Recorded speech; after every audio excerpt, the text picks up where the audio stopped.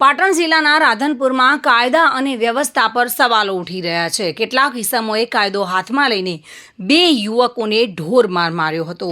Mobile ચોરી કરી હોવાની બાબતે બે યુવકોને બાંધીને ઢોર માર માર્યો હોવાના વિડીયો વાયરલ થયા છે। બંને યુવકોને થાંભલા સાથે બાંધીને કેટલાક ઇસમો દ્વારા ધોકા અને વાયરથી બેરહેમીથી માર મારવામાં આવી રહ્યો છે। યુવકો આજીજી કરતા રહ્યા હતા, પરંતુ 4 જેટલા ઇસમો માનવતા ભૂલીને આડેધડ આ બંને યુવકોને મારતા જ રહ્યા હતા। આ બંને યુવકોને મોબાઈલની ચોરી કરી હોય તો તે બંનેને પોલીસને સોંપી શકાય છે અને કાયદો કાયદાની રીતે કામ કરતો હોય છે, પરંતુ આ રીતે કાયદો હાથમાં લેવાની છૂટ આ લોકોને કોણે આપી?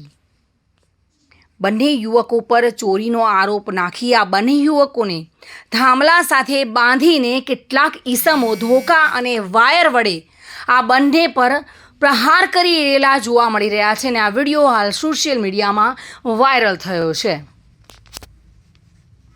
Bureau report, today Gujarati news.